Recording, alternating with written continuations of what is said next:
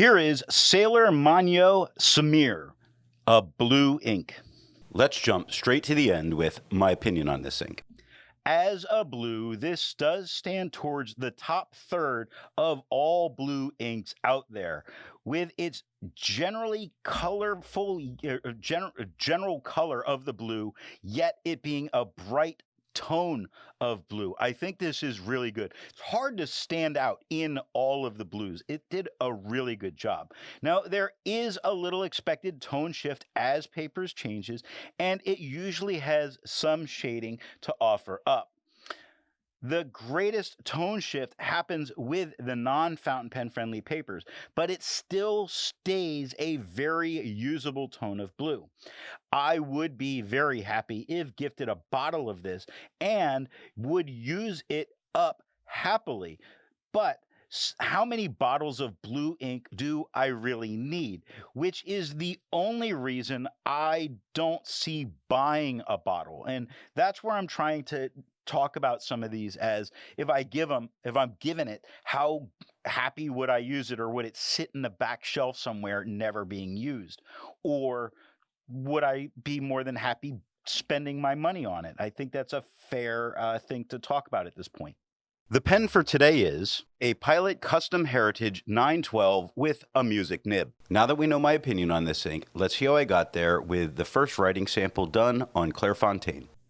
We definitely have a nice, bright, vivid blue on the page here that doesn't feather, doesn't spread, and as I said before, it does shade. If you look at said on the first line, you can see the dot of the I and the D do darken up quite a bit from the word. A like on the second line has a very dark E at the end. Even the I in the middle is a bit darker. Most of what we're getting is a very nice mid-tone for this ink, which is still nice and vibrant on the page. Looking at the back of the page, between the wiggling fingers, we get no bleeding and no ghosting. Let's take a look at some other inks from the same manufacturer. Here is Sailor Manyo Akibi. Here is Sailor Manyo Chigaya.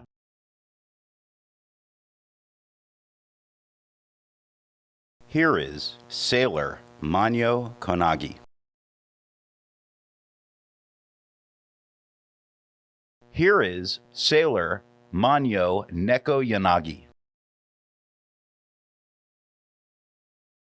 The next writing sample is done in a Portage reporter's notebook. The blue we get on the page here is slightly lighter than it was on the Clairfontaine. It doesn't feather, doesn't spread. I think it shades just a little bit less than it did on the Clairfontaine, mostly that nice mid-tone. However, if you look at Put the Gold on the first line as a good example, the PU is a nice mid-tone. The T darkens up a little bit. The is mostly all a nice dark tone, where gold goes back to a mid-tone, but darkens up a little bit with the D at the end, showing that it does shade fairly nicely even on the non-fountain pen friendly papers. Looking at the back of the page, we get no bleeding and no ghosting.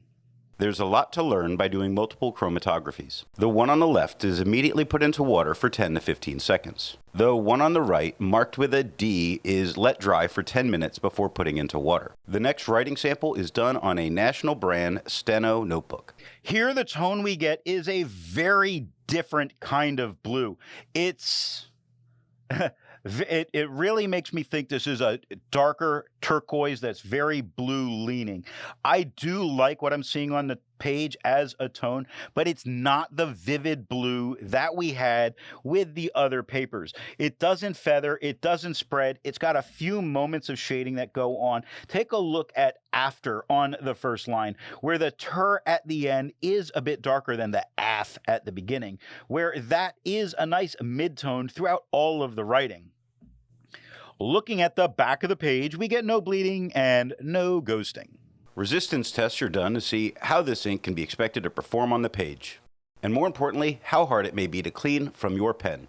The smear is allowed to dry for 3 days before testing it. The highlighter is on the top left, pen flush is on the top right, 1/3 bleach solution is on the bottom left, and water is on the bottom right. The next writing sample is done in a Rhodia notebook.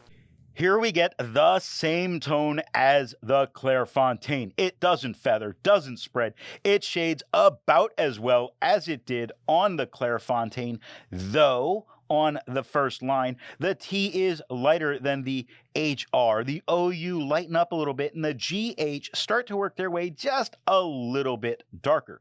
Now, Hobbit on the second line does something very interesting, where mostly the bottom of the word is a little bit darker than the top of the word, meaning the top of the H and the top of the B's do look a little bit lighter than the bottom letters, except T at the end stays a very dark letter the whole way.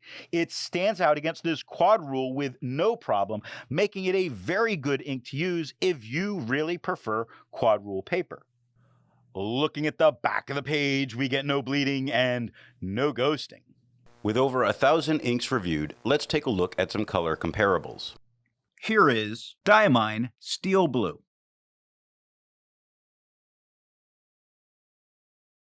Here is Diplomat Royal Blue.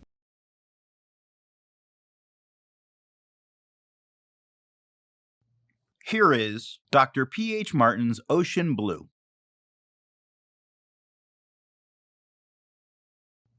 Here is Mnemosyne Blue Snowball Nebula Twinkle. The next writing sample is done in a composition lab notebook.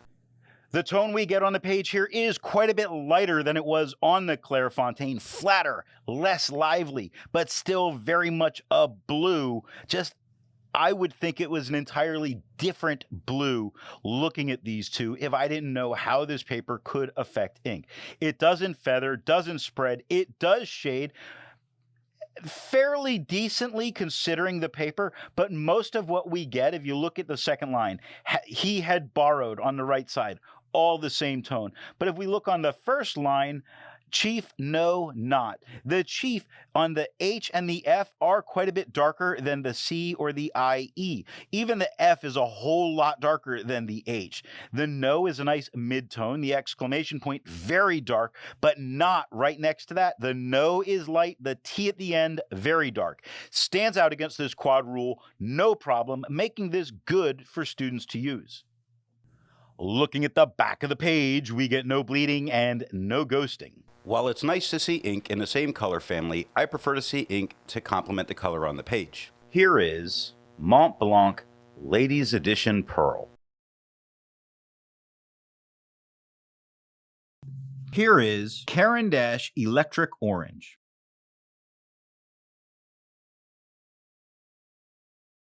Here is Roher and Klinger Magenta.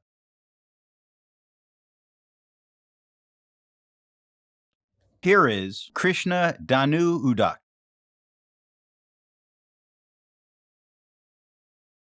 The last writing sample is done on 20-pound copy paper.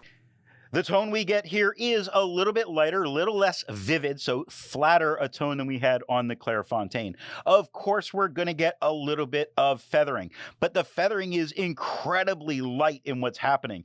Almost not there most of the time. You can see it with things on the second line, but it's not horrible. There is some spread, but the spread for something like this on like a music nib is a little harder to find because it goes from thick and thin lines. I'm just looking at these right next to each other, which does make it a little bit more obvious. It's not really shading. I'm going to say that what we actually have here, though, is a usable situation when we have the right pen. Looking at the back of the page, you see how deep this ink does get into the paper, meaning you could not write on the back of the page, but it didn't bleed through touching the page underneath. So what nib and pen do I think are going to give the best writing experience with this ink? This Pilot 912 has a medium flow music nib and gives a good tone and decent shading. So I tried a wet fine off camera. It did darken and shade less. In general, it looked even better than in the writing samples. So I say you would want to go with a wet or very wet, fine or medium for the bold blue in this that it puts down on the page, especially from those wetter pens. I hope you got something out of this video, and thanks for watching. I want to let you know that the best way you can support this or any channel is to let retailers know where you heard of something if you go to buy.